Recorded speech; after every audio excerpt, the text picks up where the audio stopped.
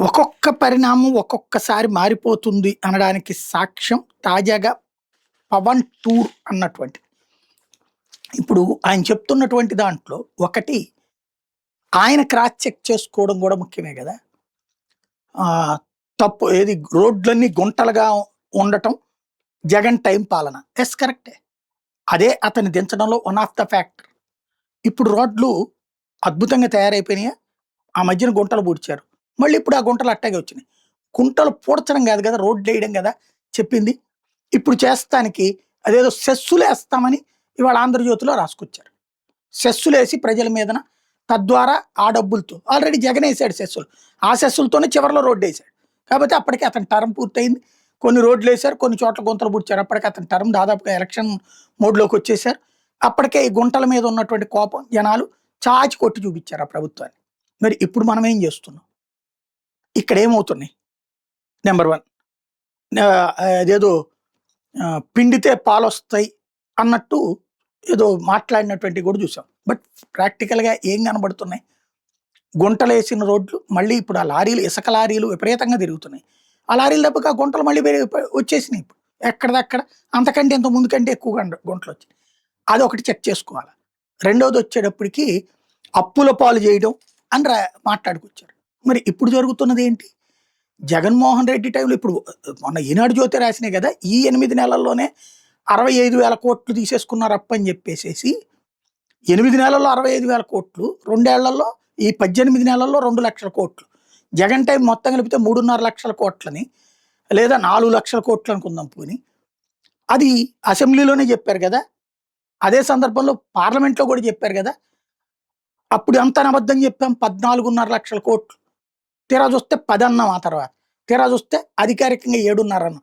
అదేమంటే మిగతాది వాటిట్లో ఉన్నాయి. ఇప్పుడు కూడా వాటిట్లో జరుగుతూనే ఉన్నాయి. ఇప్పుడు 2,00,000 కోట్లు. అప్పుడు మరి అప్పు ఎవరు ఆగారు? ఎవరు తగ్గారు? చంద్రబాబు టైంలో అంతకుముందు ఫస్ట్ విడత టైంలో అప్పు తీసుకోలేదా? 3.5 లక్షల కోట్లు అప్పులు చేయలేదా? ఆ తర్వాత జగన్ వచ్చాక ఇంకో 4 లక్షల కోట్లు అప్పులు చేసి ఇప్పుడు 2 ఏళ్లకి తిరగకుండానే 2 లక్షల కోట్లు అప్పులు చేసి మరి అప్పులు ఎవరు తగ్గించినట్టు? ఆనాటి పాలనకి ఈనాటి పాలనకి ఏం తేడా వచ్చినట్టు? ఇంకా అంతకంటే ఎక్కువ నడుస్తున్నాయి కదా! ఇంకోటి కేసులు పెట్టడం అక్రమంగా. యెస్, ఇప్పుడు ఏమన్నా సక్రమంగా కేసులు పెడుతున్నారా? ఆ రోజున తన ప్రత్యర్థుల మీద జగన్ కేసులు పెట్టించాడు. ఇప్పుడు మీ ప్రత్యర్థుల మీద మీరు కేసులు పెట్టిస్తున్నారు. ఇంకేం తేడా ఉంది? అంతకంటే ఎక్కువ పెట్టిస్తున్నారు. ఎక్కువగా కేసులు పెట్టించి జైళ్లలో పెట్టిస్తున్నారు. ఇంకేముంది తేడా? ఈ డెవలప్‌మెంట్, గ్రోత్ 15 ఏళ్ళు ఉంటే మాత్రమే సాధ్యం అంటే ఇంకప్పుడు మీరెందుకు అధికారంలోకి? 15 ఏళ్ళుకి రాజ్యాంగం మార్చండి. 15 ఏళ్ల పాటు అధికారంలో ఉండాలన్నటువంటిది. నీకిచ్చిన 5 ఏళ్లలో నువ్వేం చేస్తావు? ఆ ప్రోగ్రెస్ చూపించి నెక్స్ట్ ఎళ్ళాలి. నేను 1వ తరగతి నుంచి ఇంటర్మీడియేట్ టు డిగ్రీ దాకా ఏం చదవను. ఒకేసారి డిగ్రీలో డైరెక్ట్‌గా పాస్ అయిపోతానంటే ఎట్టా కుదురుద్ది? నన్ను ఆ 15 డిగ్రీ దాకా నన్నెవడు కూడా పాస్ చేయాల్సిన అవసరం లేదు. ఆటోమేటిక్ పాస్ అని చెప్పి మనం అంటామా? 1వ తరగతి నుంచి 2వ తరగతికి వెళ్ళడానికి ప్రమోషన్ ఉండాల్సిందే. 7వ తరగతి నుంచి 8వ తరగతికి వెళ్ళడానికి ప్రమోషన్ ఉండాల్సిందే. ఎగ్జామ్ రాయాల్సిందే.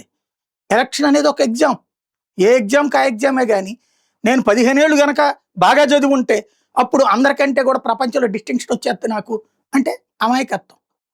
అది ప్రజాస్వామ్యం గాదు. ఇంకొకటి రాజకీయం అనేటటువంటి దాంట్లో మనం ఏం చెప్పామో దానికి భిన్నంగా ఉండాలి. ఇప్పుడు ఏం భిన్నంగా ఉంటున్నాం మనం? చెప్పిన దానికి భిన్నంగా ఉంటున్నాం. అంతేగాని గత ప్రభుత్వానికి భిన్నంగా గాదు.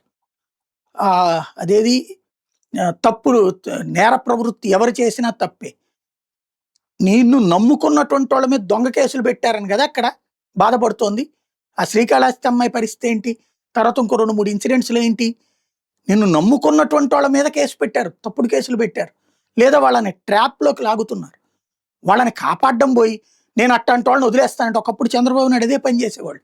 అందువల్లనే చంద్రబాబును వదిలేశారు 10 ఏళ్ల పాటు వాళ్ళ పార్టీ కార్యకర్తలు.